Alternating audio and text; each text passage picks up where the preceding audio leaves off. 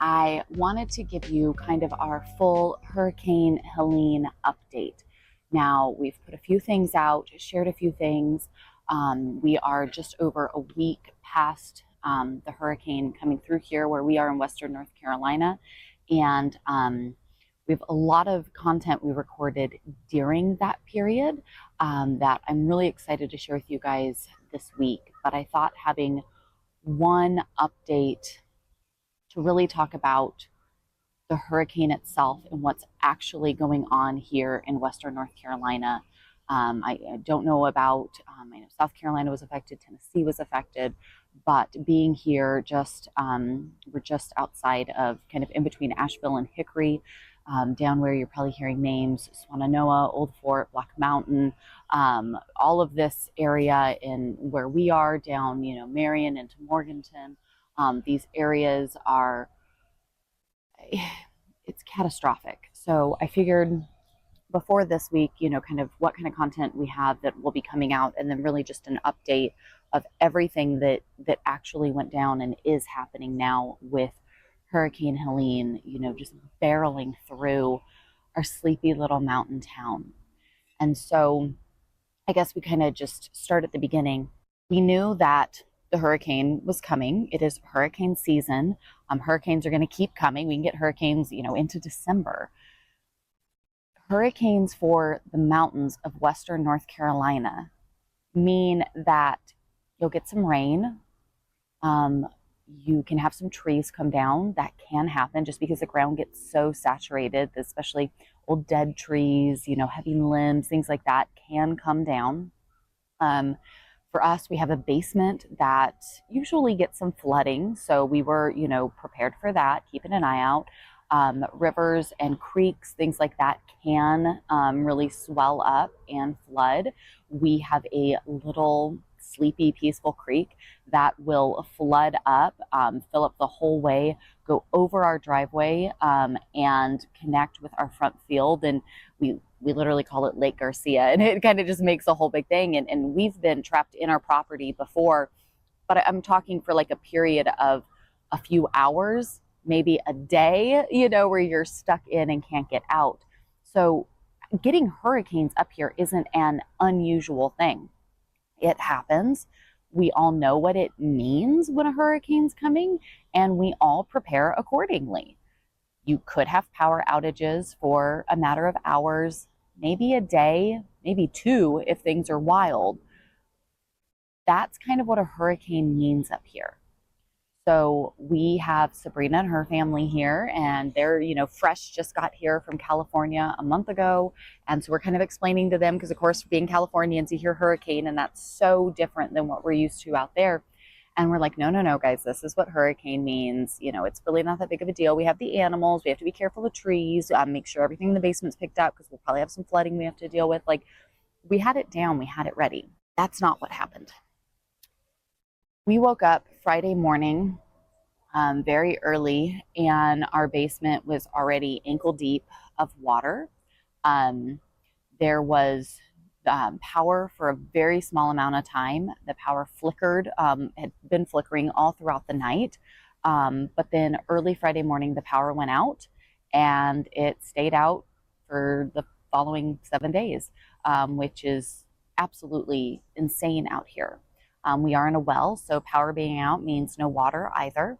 The wind was just, insane.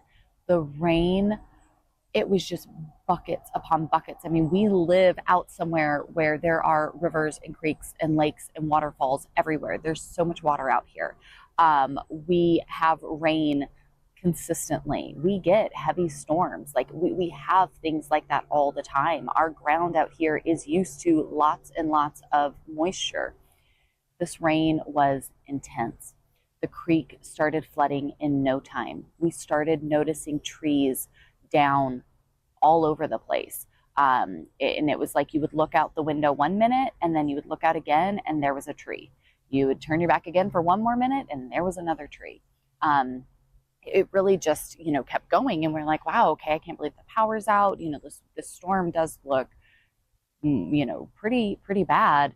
I'm sure they'll have the power up soon. As much as I want to say, our power company, they are always raising our rates. They're always doing this. Duke Energy is a pain in all of our booties because they're always hiking prices up on everything.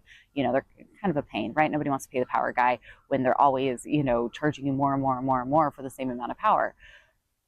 They do an amazing job, and linemen are the true heroes of everything, honestly.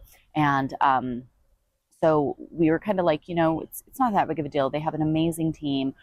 We have a Duke plant here in town. They have lots of resources, and so they always get stuff up so quickly. It'll all be okay. We just have to get through today. As the day went on, the storm kept going. It kept, of course, 14 people in a house, now all kind of sheltering together with no power, no water, no running bathrooms, right? You're having all of those things go on, and you're like, okay, trying to keep the 6-year-old occupied, help reassure the kids, kind of doing all of the things, going, okay, what food do we have on hand that we could cook? I have a little camping propane stove. So it's like, okay, we do have that. And again, all of this will be on soon. It'll all be okay. We just have the creek right here that floods. So it must be just us that are, kind of in a bad spot with the power going out. And I'm sure nobody else is having, hopefully nothing too terrible, right? And we're cut off, cell signal is gone, right? All of these things are just going out, and you're like, okay, well, it'll be okay. So then we go out because we start to notice that the bus that the Bensons have, it's like a city transit bus that they traveled out here in. Where we had parked it, the water was really coming up further and further. But as the water came up further and further, we noticed the bus was literally starting to move. That's terrifying.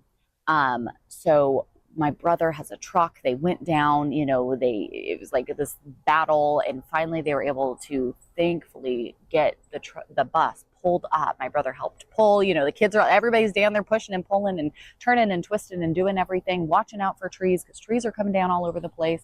They get the bus pulled up, so at least it is up on dry ground or drier ground, and it's not going, we're not going to have this, terrible incident. So we're doing all of these things. We go down and are kind of just double checking on the animals. We have the sheep. And so as the storm is just continuing to go, it's like it never let up. It just kept going and going and going. You're hearing trees crack and fall literally all over the place. We live in the forest, there's trees everywhere. We're just listening to stuff crack and fall. The rain is not stopping. The wind is not stopping. Everything is just going bananas everywhere.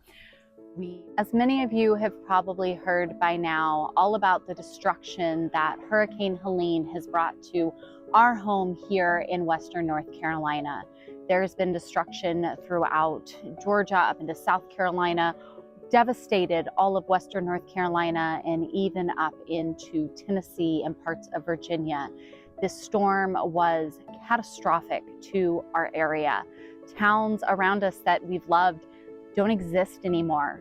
Our own property took a lot of damage, and there is so much to be done to help these sleepy little mountain towns even begin to recover from something that was so unbelievably unexpected. Well, we have shared about what has happened to our family. We've also shared about the efforts that we have been gathering to try to help those that need it the most. And if you are looking for any way that you can help real people affected by these storms, especially in a time where not only was it so dangerous, so damaging, but we've also had the smallest response from any sort of government organization out there. The only real help that is actually happening here in the area has come from the community, has come from the citizens here, has come from our churches and local groups. And I think that is something that is so beautiful when we have an opportunity to truly live out our faith, to be the church and to pour into those who need it most. And so again, if you're looking for any way that you can help support those affected by Hurricane Helene, we have many different resources linked down in the description. We're raising funds, we are gathering resources, and if you are someone here locally in need, you can also fill out a form so that way we can start directing these supplies we're receiving to you and all the families that need so much after this devastation has come through and wiped out so many homes, so many towns, and so many lives. Thank you all. We appreciate your prayers, your love, and support. Again, check out all of those donation options down below. Please share with businesses, with churches, with groups and communities. This cleanup process, this recovery process is going to be a very long road ahead. And so keep sharing, keep spreading the word. And thank you so much for all the prayer and love and encouragement as our family and our community here of Heavenly Minded Home does all that we can to invest in others.